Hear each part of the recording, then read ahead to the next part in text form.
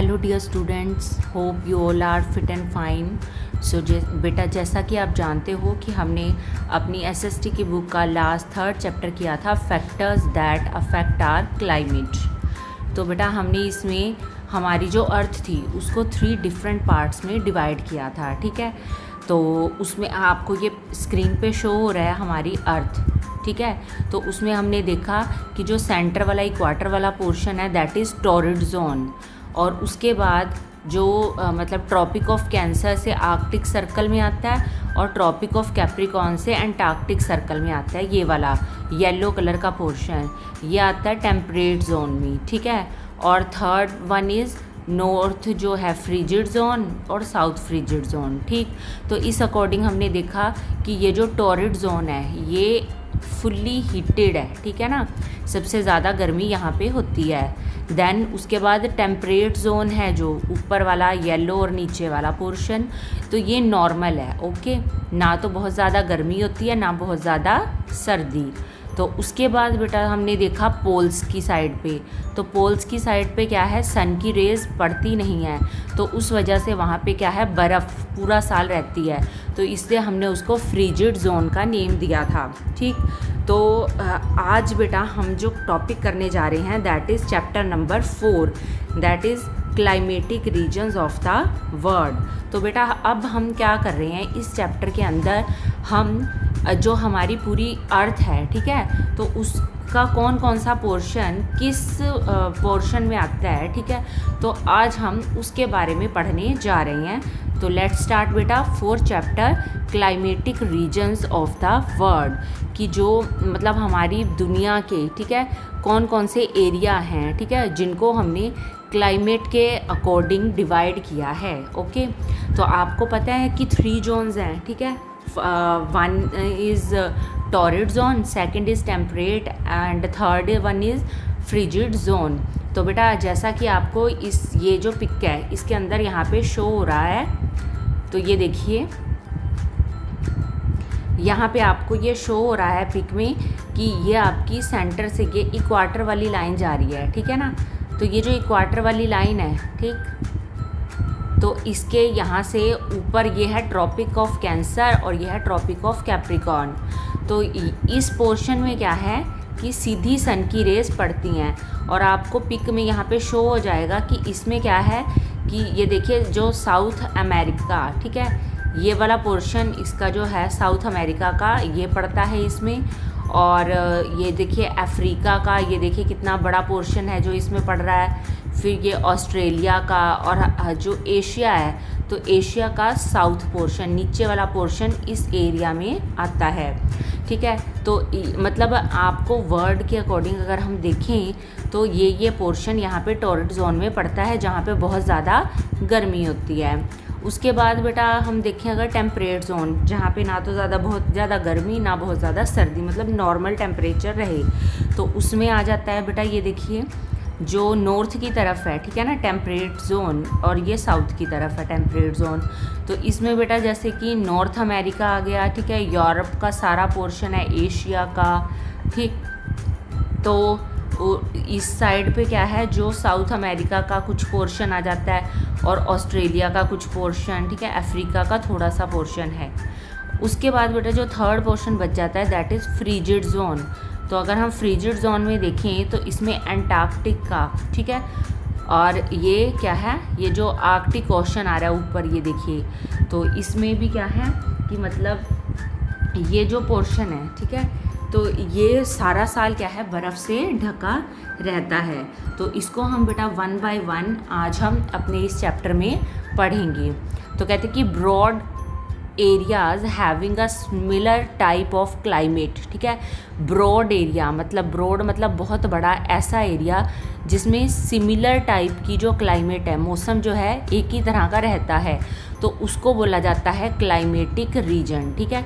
अब जैसे कि यहाँ ये वाला जो पोर्शन है, ठीक है ना, तो ये क्या है कि मतलब यहाँ पे गर्मी ही रहती है, ठीक, तो इसलिए इसको क्लाइमेटिक जो है रीजन बना दिया गया टॉरिड जोन, ठीक है ना। तो इसको माना जाता है ट्रॉपिकल, ठीक है, ट्रॉपिकल या फिर टॉरिड हम कह सकते हैं। सेकंड इज़ टेम्परेट रीजन, ठीक है, जिस पे जो नॉर्मल है, जहाँ पे ना तो बहुत ज़्यादा सर्दी ना तो बहुत ज़्यादा गर्मी।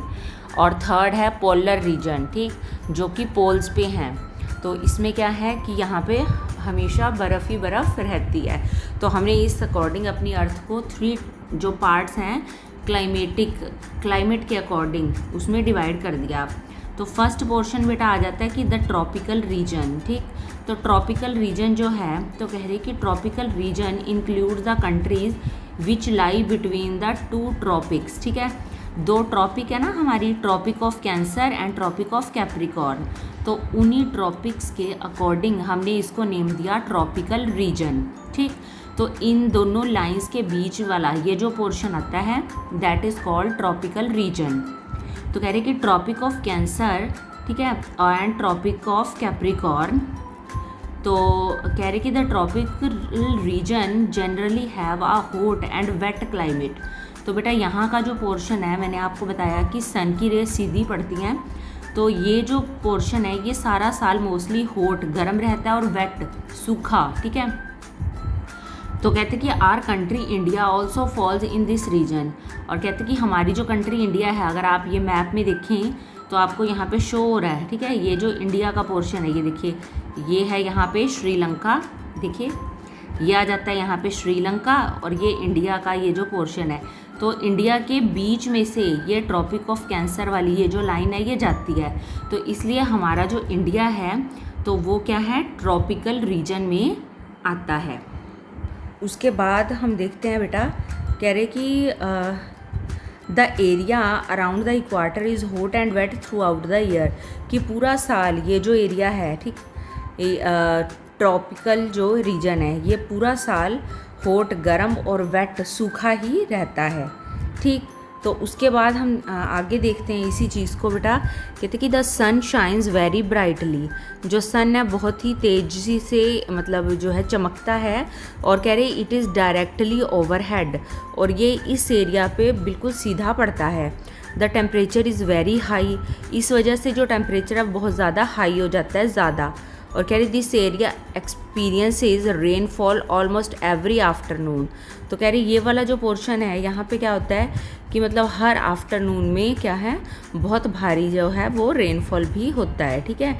गर्मी ज़्यादा होने की वजह से तो फिर क्या होएगा कि मतलब जैसे वो वेपर हैं, ठीक है, वो बहुत ज़्यादा बनेंगे, ठीक। तो उस वजह से क्या है कि रेनफॉल भी होती है।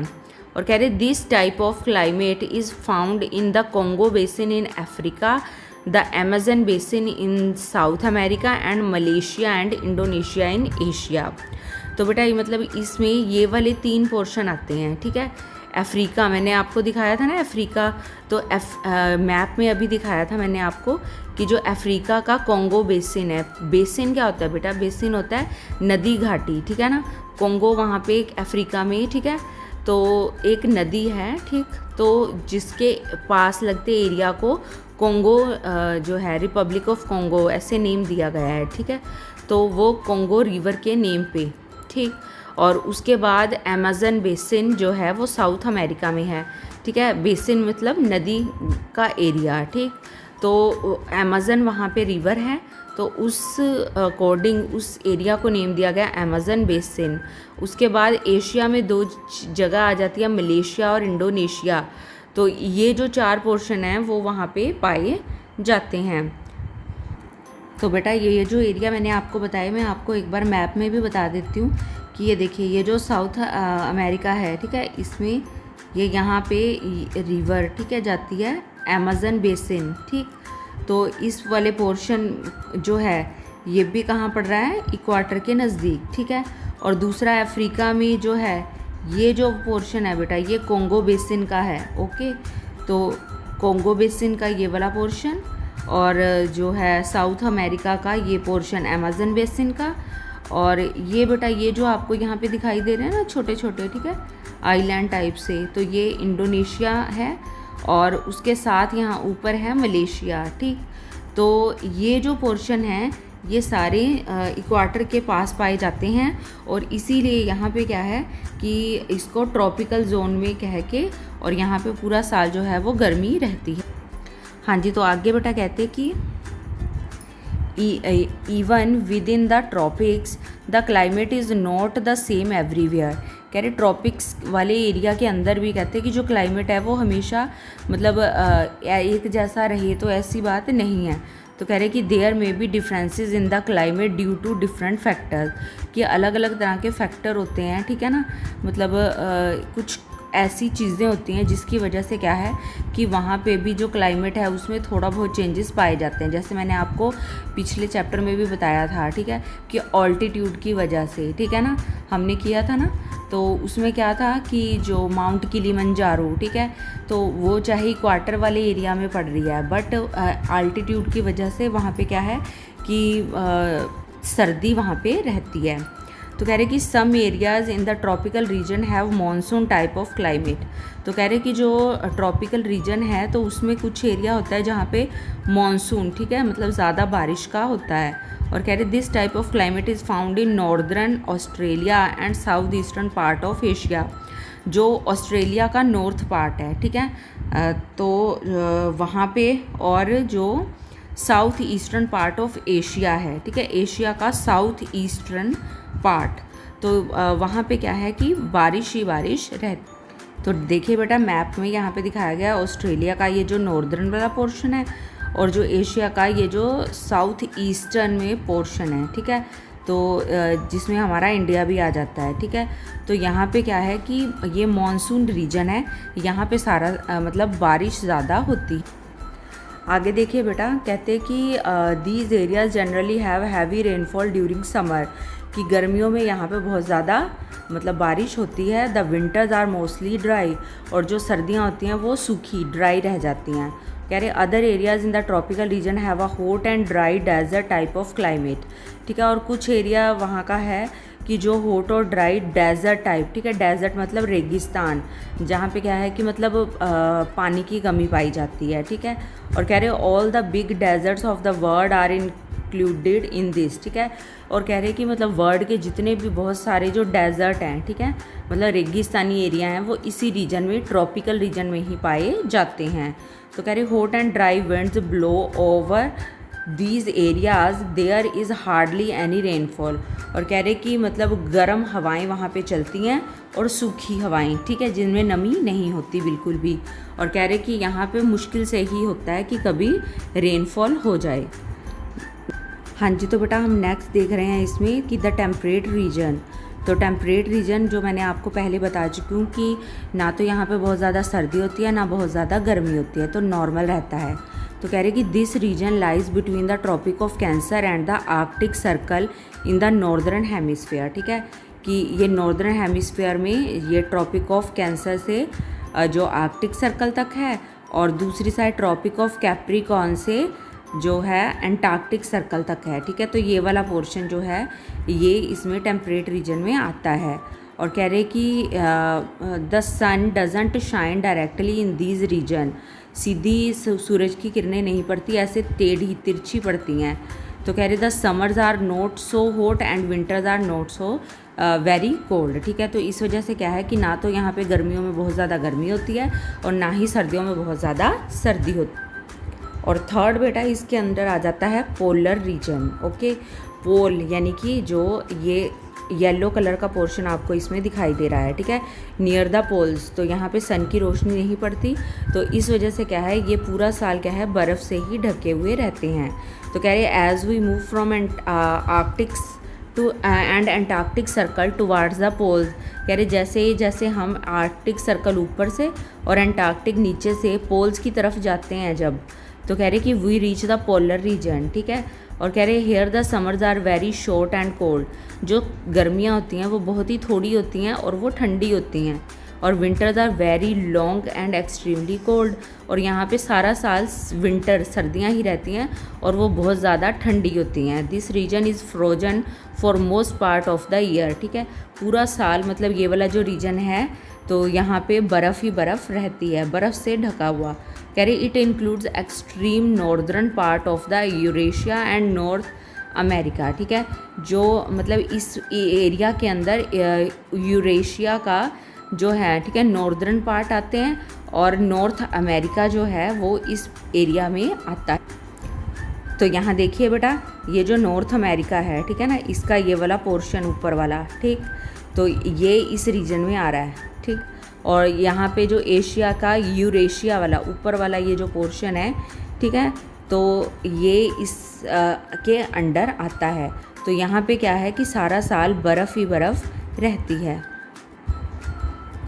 और कह रहे कि it is known as the tundra region, तो इसको टुंड्रा रीजन के नेम से भी जाना जाता है, ठीक है।